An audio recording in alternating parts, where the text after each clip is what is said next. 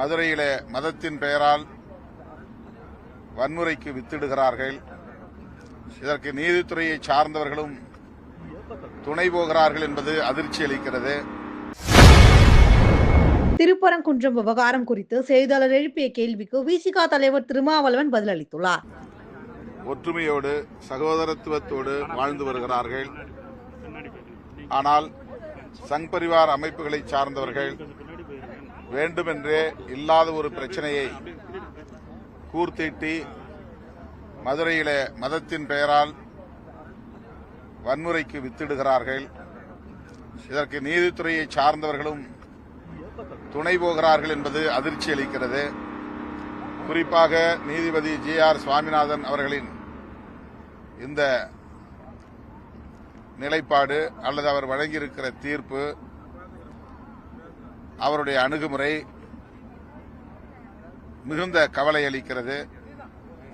அவரை அந்த பதவியிலிருந்து நீக்கம் செய்ய வேண்டும், தகுதி நீக்கம் செய்ய வேண்டும் என்று மதுரையிலே மதத்தின் பெயரால் வன்முறைக்கு வித்திடுகிறார்கள்.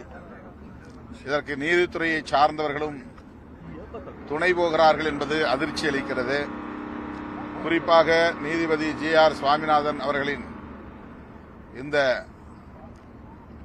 நிலைப்பாடு அல்லது அவர் வழங்கியிருக்கிற தீர்ப்பு, அவருடைய அணுகுமுறை மிகுந்த கவலை அளிக்கிறது. அவரை அந்த பதவியிலிருந்து நீக்கம் செய்ய வேண்டும், தகுதி நீக்கம் செய்ய வேண்டும் என்று 108 நாடாளுமன்ற உறுப்பினர்கள் அடங்கிய எதிர்க்கட்சிகளை சார்ந்த நாங்கள்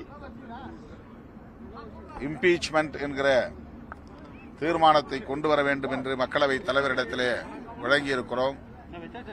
உடனடியாக சங் பரிவார் கருத்துக்களை ஆதரிக்கக்கூடிய ஓய்வு பெற்ற பல நீதிபதிகள் ஜி.ஆர். சுவாமிநாதன் அவர்களுக்கு ஆதரவாக களமிறங்கியிருக்கிறார்கள். உச்சநீதிமன்றத்தின் தலைமை நீதிபதி பி.ஆர். கவாய் அவர்கள் மீது செருப்பு வீசிய போது குறைந்தபட்ச கண்டனத்தை கூட வெளிப்படுத்தாத அவர்கள் இப்போது ஜி.ஆர். சுவாமிநாதனுக்கு ஆதரவாக கருத்துக்களை வெளியிட முன்வந்திருக்கிறார்கள். எந்த அளவுக்கு சங் பரிவார்கள் இங்கே கைகோர்த்து நிற்கிறார்கள் என்பதற்கு இது ஒரு சான்று. தமிழ்நாட்டில் அதற்கு ஒருபோதும் தமிழ்நாட்டு மக்கள் இடமளிக்க மாட்டார்கள்.